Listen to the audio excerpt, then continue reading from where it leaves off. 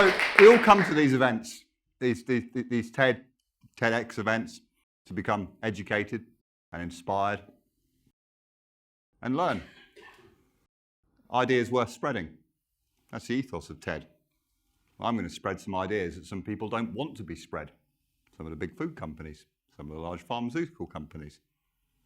Some may not like that, but that's okay. But before we go into that, I'm going to talk a little bit about myself in a slightly narcissistic way. There's a photo of me, photo of attribution, my mother. This was me in 1981, after I'd had this open heart surgery. I was born as a blue baby. Some of you will know what that means, some won't.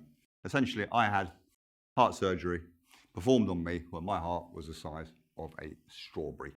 And that's a pretty cool thing to have happened. And as the surgeon said, he said it was like trying to hotwire a car drunk at 3 a.m. We didn't know if it was going to work, but it did work. And I'm pleased to say I'm here. And the marks that I've got that you can see on my stomach there, I wasn't attacked by the Predator. Predator was released in 1987. This was in 1981. So Schwarzenegger perhaps copied the idea from me. That's maybe where that came from. They're actually drainage tubes. That's where the fluid came out to ensure that my lungs could drain suitably. But the point of this is that throughout my lifetime, I've always had an interest in health and in wellness and in the medical profession as such. And I've seen a lot of disconnects. And I went through 3 decades as such. I'm 39 now. I went through 3 decades as such of going in and out of hospital every year with a sort of game of cardiology bingo, if you like. And some of you will have had this, some of you won't, some of you will be about to, and you don't know. And what I'm talking about is things like having cardiac MRIs, echocardiograms, ECGs, that type of stuff. Yeah, usual sort of stuff, run-of-the-mill things, checkups, if you like, a bit like an MOT, right? We all kind of have those things throughout our life at some point, but this is a more proactive approach rather than a reactive approach to healthcare. But things changed for me quite dramatically in 2011. And I want to show you something that I think is quite personal. But before I will do this, I'm going to talk to you about water. I'm going to talk to you seriously about water in a moment. But right now, it's simply because I'm thirsty.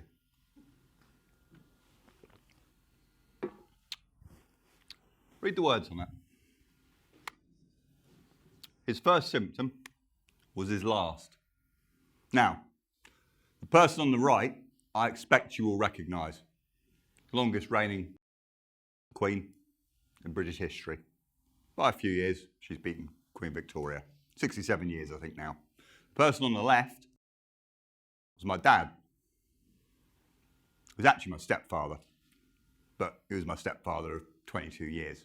So, called him a dad, right? Now, he lived in the south of France after a successful career in the Royal Navy. He attained the rank of Commodore, retired, lived the life, heart-healthy Mediterranean diet. Had the sailing yacht, played tennis every day. He was slim, trim, happy, healthy. All the things that you would think would be sensible. No prior risk factors. Lived in a country repeatedly shown as having the best healthcare system in the world, France. Why would somebody at his age, which was 62, suddenly drop dead of a heart attack? That got me thinking, because that shouldn't happen. How many people here have lost somebody that they care about? How many people here have heard that expression, oh, he was too young, oh, that shouldn't have happened, oh, well, it wasn't fair, well, life's not fair. It just doesn't make any sense. But it did make sense. He was eating a heart-healthy Mediterranean diet. What do we think of when we talk about heart-healthy Mediterranean diets? Olive oil, for example. That's what most people think of. Things start to get spun. I'll explain this in a moment. Now, you've all seen this before, but you've seen the one with the cheeseburger on the end? But everybody will go, well, I don't eat cheeseburgers. So you're not off the hook, because it doesn't matter. If you don't eat cheeseburgers, it's irrefutable this is happening. Most people are overweight. Sorry to be so blunt, but that's the reality of it. Most, meaning more than 50% of people, are overweight. And that's a problem. And we see it in these developed countries. We see it in the UK. We see it in the European countries. We see it across North America. We see it in New Zealand and Australia. You get the idea. But in the developing world, you don't see it. And then we start to see diseases of affluence, which I would define as things such as metabolic syndrome, which is a term which I don't want to get fancy with the science about it, which is things such as type 2 diabetes and gout and high cholesterol, high blood pressure, these sorts of problems. These are not normal problems for us to have as a species. Now, the reason I poured a glass of water then, yes, I'm thirsty, but you know why? I'm a mammal, and so are all of you. And what do all land mammals do? They drink water. And we're in a country where we have abundance of water, and most of us are chronically dehydrated. Think about it. Isn't that ridiculous? So what do most people do? They end up taking painkillers because they get a headache because they're dehydrated. Treat the symptom. Why not treat the cause? Drink the water. Interesting, isn't it? So, from this, what I decided to do, when this thing comes back, if it's going to come back, which it will, I looked at this and I thought to myself, this was a year after my dad, Nigel, died. I thought, right, I'm getting bigger and I'm not happy about this. And I thought, with this underlying heart condition I've got, I'm stacking the odds in my favour here of going down this path of which many people in the Western world are going. And that's not a good path to be going down. It's really not a good path to be going down. Because then you're starting to play a game of lottery. And that game is going to be something along the lines of, what am I going to be picking up? Will it be type 2 diabetes along the way? Will it be like some sort of arthritis that I'm going to develop? Am I going to end up on high blood pressure medication, high cholesterol medication? Or maybe a cocktail of all of them. Who knows? You know. And I was overweight then. I wasn't massively overweight then, but I was overweight enough. It's a bit like driving your car around with 50 breeze blocks in the boot and expecting it not to wear out the suspension more quickly. Right? That's your knee replacements. That's your hip replacements. Yeah? This stuff happens, and it happens a lot. Yeah? Because we've got the best healthcare system, haven't we? Or one of them in the world. Yeah? Is it a healthcare system? Is it a health system? Or is it a business system? Which one is it? Think about it. It's important. The picture I put on the right there was last year. And I'm not putting that up there, eye candy for the ladies or gents of that persuasion. I'm putting it up there to show that you can make a difference if you want to. I didn't do this for vanity. I did it for a different reason. I did it to change my health destiny, the course that I was on, that particular trajectory. And it's important because I got some bloods done and I thought, right, I looked at it and my cholesterol levels were not where I wanted them to be. And it's not all about cholesterol. That's not what I'm talking about. But it is important. Most people don't know their cholesterol levels. Most people know when their car MOT is due. Most people know how much money they've got in the bank. But most people don't know their most important numbers, which are their own blood numbers, for example. And this is the reality of a situation that we're living in. And I looked at this and I have proof of concept. Now, I'm not putting this up here to show that I can do pretty pictures in Excel or whatever I use to create it. I mean, it's not even pretty. But what I am showing you on here is that over this period of time here, which was a year, I reduced my LDL, which is my bad cholesterol, by 46%. No statin drug will do that. And the dose that you'd have to take to obtain that drop is likely to have some significant negative side effects. And there will be people in this room who take those drugs. And I think there's a better way. And the better way was through education. And I did a lot of education. I put myself through all sorts of courses and studies and things I couldn't find in the UK, and I ended up in countries I hadn't heard of before, like Lithuania, on nutritional conferences, and I end up in cool places like California that I had heard of, which I use as an excuse to go on holiday to California to learn about all these types of things and understand really the connection between diet and health. And actually, it's really profound, far more profound than many of us actually understand, massively. And I looked at some data, and I wanted to show you this, not to bore you with science and data and slides, but my LDL cholesterol, which is a little bit up here, should be under 2, right? Okay. And mine was, whatever it was on there, was like something like 1.78. Now, why is that important? Well, the NHS guidelines say it should be under 3. And they say it should be under 2 for people at high risk.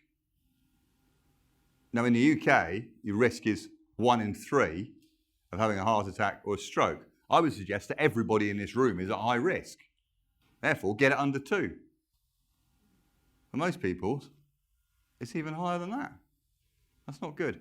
Now, during this process of losing the weight, I bounced around a little bit. I tried different fads and so on.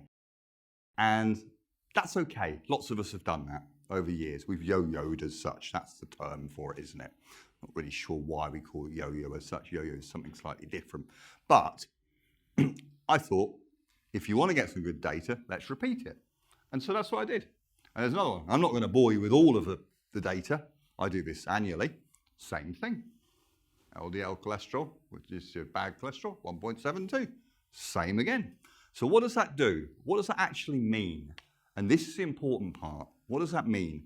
It moves me from being the general population risk, 1 in 3 of having a heart attack or a stroke or something else exciting, okay? And it is exciting. Pretty scary as well, but it's exciting if you've ever had a heart attack. It moves me from that risk group to a risk group of around 1 in 500, similar to rural Chinese. We're not talking about small differences. We're not talking about trivial differences here. This difference is epic, huge differences. And this is important. And it got to the point last year where my friend, my mate, this chap, he said this about me. He said this wonderful quote. He said, Adam is a patient expert in the field of interventional cardiology. And you know why I like that? It's because he said, what have you been doing? He said, we don't see these changes in other people in your patient group. And he said, and we certainly don't see it in the general population. And this is a former president of the British and European Congenital Cardiology Association. This is somebody at the top of his field. This is my cardiologist. He has been for 29 years. He's a great man. He's retiring this year. I've started a petition to stop him retiring. I mean that. We're having some success. But, yeah, I don't think he wants to go either. But, yeah, life moves on, as it does. And this is the thing. Through education, I changed my health destiny. And that's the reality of it. If I'd have stuck where I had, what path would I be on?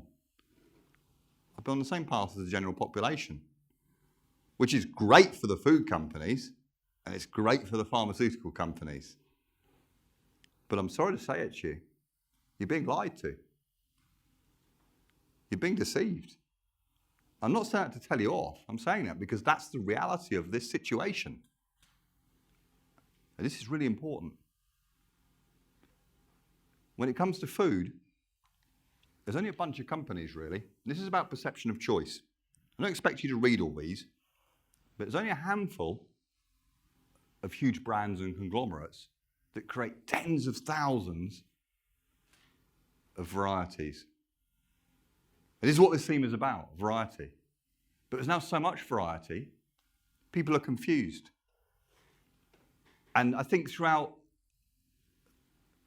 the 8 years that I've been doing what I've been doing, of probably the tens of thousands of people that I've had some influence over and I've spoken to, the one thing I would suggest is that people are confused. And when people are confused, they go for the easy option. And that's a problem, a real problem. We need to start to think about this stuff sensibly. Think about this. If you had to go and actually forage, hunt, kill your own food, grow your own food, how different would it be to the foods that we eat now? It would be radically different. And that's the difference between what we're seeing in the developed countries and the countries that don't have the resources that we do. Important. Example, this is somebody here. I'll read this with you. Through lifestyle changes, I went from someone who was bedbound, fibromyalgia, to someone who is now walking a group of 3,000 Girl Guides through Switzerland. And I think that's where Bex is today. That's amazing. That's somebody in their early 30s who's made that change. Why wait? Why wait until something goes wrong?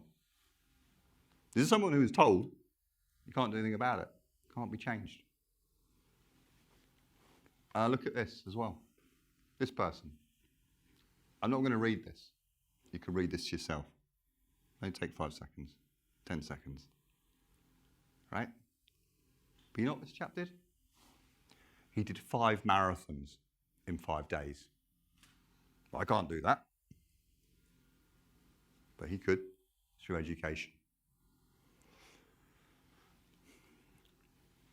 Where I want to finish with this, and this is the important point, okay?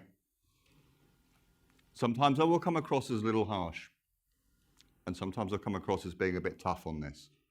These are tough diseases, and these are tough conditions, all right? It requires a tough approach, not a softly approach. That doesn't work. You're already getting a tough approach by the marketing companies pushing stuff on you. What we need to be thinking about is the really important stuff. Who do you love? Who loves you? Who cares about you? Now, when my stepfather dropped dead on the toilet, fixing a toilet, it was crap. Pun intended, right? Okay? Now, he was lucky, he went quickly. Not everybody goes quickly. Some people end up with decades. It's my mum in 2010 on the left. It's my mum 2018 on the right.